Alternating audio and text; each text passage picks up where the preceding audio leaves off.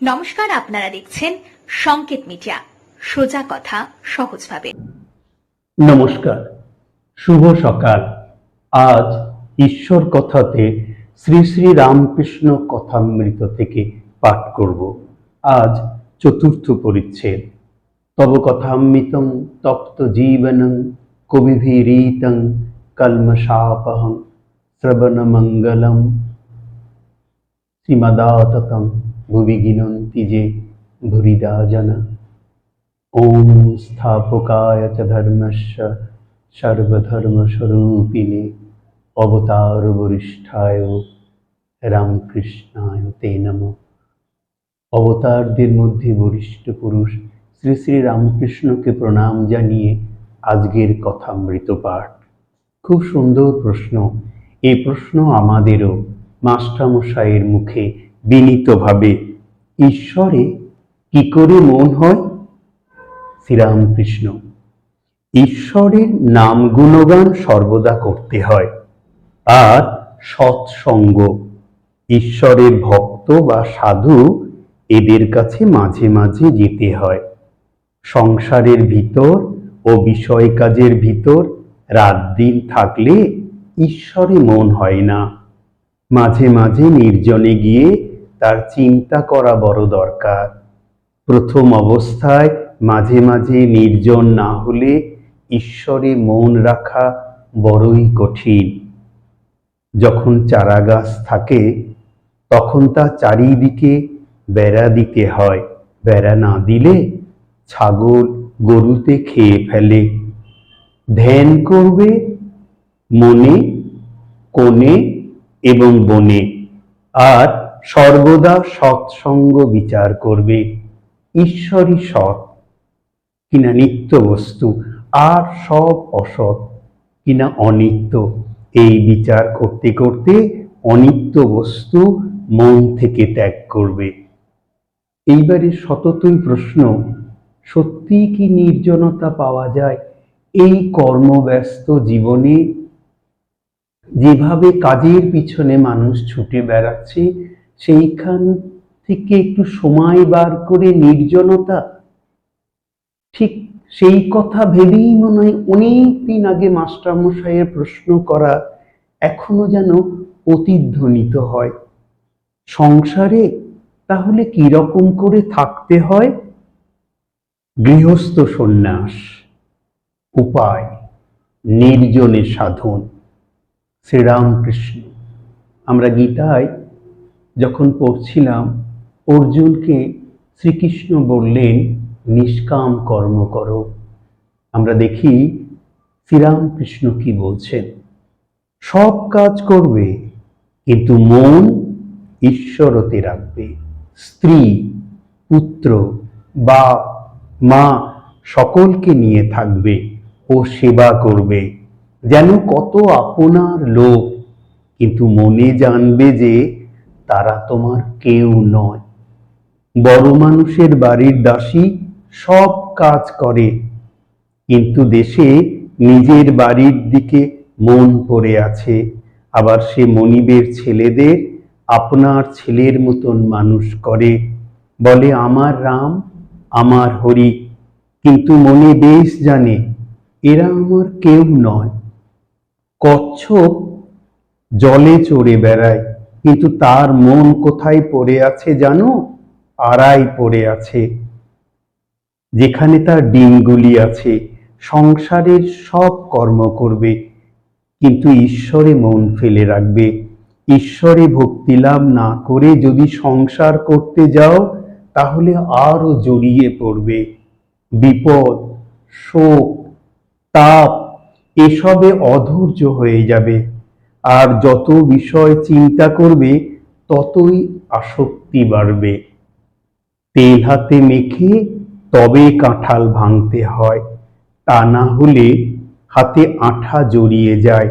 ঈশ্বরে ভক্তিরূপ তেল লাভ করে তবে সংসারের কাজে হাত দিতে হয়। কিন্তু এই ভক্তি লাভ করতে হলে নির্জন হওয়া চাই। মাখন তুলতে গেলে নির্জনে দই পাততে হয়। দইকে নাড়ানাড়ি করলে দই বসে না, তারপরে নির্জনে বসে সব কাজ ফেলে দই মন্থন করতে হয়, তবে মাখন তোলা যায়। ঠাকুর আমাদেরকে যখন বুঝিয়েছেন, কি সুন্দর, গুড অবজারভেন্ট বলতে যা বোঝা যায়, যে এত সুন্দর উনি নিখুঁতভাবে সবকিছু পর্যবেক্ষণ করেছেন, যে আমাদের চারিপাশে যা কিছু হয়েছে বা হচ্ছে সেটা থেকে নিয়ে আমাদের এক্সাম্পল দিয়ে বলেছেন, ঈশ্বরের মন রাখতে গেলে এই রকম ভাবে তোমাকে তৈরি করতে হবে। আবার দেখো, এই মনে নির্জনে ঈশ্বর চিন্তা করলে জ্ঞান বৈরাগ্য ভক্তি লাভ হয়, কিন্তু সংসারে ফেলে রাখলে ওই মন নীচ হয়ে যায়। সংসারে কেবল কামিনী কাঞ্চন চিন্তা। সংসার জল, আর মনটি যেন দুধ। যদি জলে ফেলে রাখো তাহলে দুধে জলে মিশে এক হয়ে যায়। খাঁটি দুধ খুঁজে পাওয়া যায় না। দুধকে দই পেতে মাখন তুলে যদি জলে রাখা যায়, তখন সে ভাসে। তাই নির্জনে সাধনা দ্বারা আগে জ্ঞান ভক্তিরূপ মাখন লাভ করবে। সেই মাখন সংসার জলে ফেলে রাখলেও মিশবে না, ভেসে থাকবে। সঙ্গে সঙ্গে বিচার করাও খুব দরকার। কামিনী কাঞ্চন তো অনিত্য, ঈশ্বরই একমাত্র বস্তু। টাকায় কি হয়? ভাত হয়, ডাল হয়, কাপড় হয়, থাকবার জায়গা হয়, বিষয় সম্পত্তি হয়, এই পর্যন্ত। ভগবান লাভ হয় না। তাই টাকা জীবনের উদ্দেশ্য হতে পারে না। এর নাম বিচার। বুঝেছ মাস্টার? আজ্ঞে হ্যাঁ। প্রবোধচন্দ্রোদয় নাটক আমি সম্প্রতি পড়েছি, তাতে আছে বস্তু বিচার। শ্রীরামকৃষ্ণ: হ্যাঁ, বস্তু বিচার। এই দেখো, টাকাতেই বা কি আছে, আর সুন্দর দেহেই বা কি আছে? বিচার করো। সুন্দরী দেহেতে কেবল হাড়, মাংস, চর্বি, মল ও মূত্র, এইসব আছে। এইসব বস্তুতে মানুষ ঈশ্বরকে ছেড়ে কেন মন দেয়, কেন ঈশ্বরকে ভুলে থাকে? তাহলে প্রশ্ন, ঈশ্বর দর্শনের উপায়? ঈশ্বরকে কি দর্শন করা যায়? উত্তরে ঠাকুর বললেন, হ্যাঁ, অবশ্যই করা যায়। মাঝে মাঝে নির্জনে বাস, তার নাম গুণগান, বস্তু বিচার, এই সব উপায় অবলম্বন করতে হয়। মাস্টারমশাই প্রশ্ন করছেন, কি অবস্থাতে তার দর্শন হয়? উত্তরে ঠাকুর বললেন, খুব ব্যাকুল হয়ে কাঁদলে তাকে দেখা যায়। স্ত্রী পুত্রের জন্যে লোকে এক ঘটি কাঁদে, টাকার জন্যে লোকে কেঁদে ভাসিয়ে দেয়, কিন্তু ঈশ্বরের জন্যে কে কাঁদছে? ডাকার মতন ডাকতে হয়। এই বলিয়া ঠাকুর গান ধরিলেন। গানের প্রথম লাইন, ডাক দেখি মন ডাকার মতন, কেমন শ্যামা থাকতে পারে? ব্যাকুলতা। ব্যাকুলতা হলেই অরুণ উদয় হয়, তারপর সূর্য দেখা দিবেন। ব্যাকুলতার পরেই ঈশ্বর দর্শন।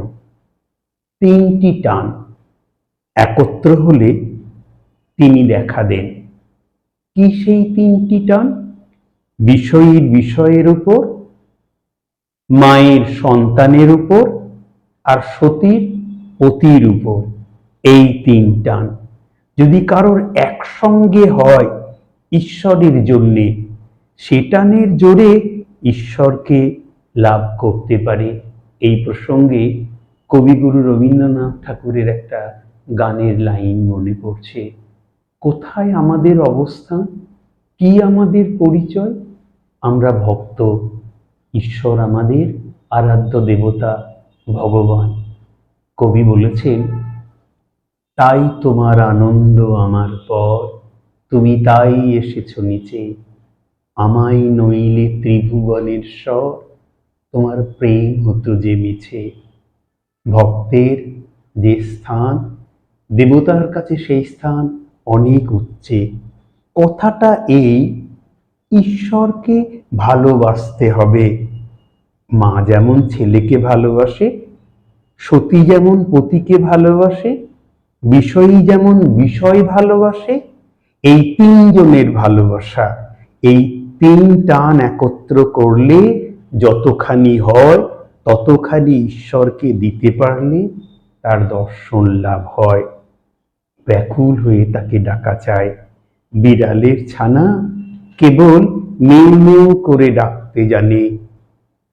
মা তাকে যেখানে রাখে সেইখানেই থাকে, কখনো হেসেলে, কখনো মাটির উপর, কখনো বা বিছানার উপর রেখে দেয়। তার কষ্ট হলে সে কেবল মিউ মিউ করে ডাকে, আর কিচ্ছু জানে না। মা যেখানেই থাকুক এই মিউ মিউ শব্দ শুনে এসে পড়ে। আমরা যেন ঈশ্বরের উপরে এই ভরসা করে জীবন কাটাতে পারি। আজ এই পর্যন্তই। সকলের উপরে শ্রী শ্রী ঠাকুর রামকৃষ্ণের আশীর্বাদী হাত থাকুক, কুশলে থাকুন। নমস্কার। Subscribe our channel. Press the bell icon.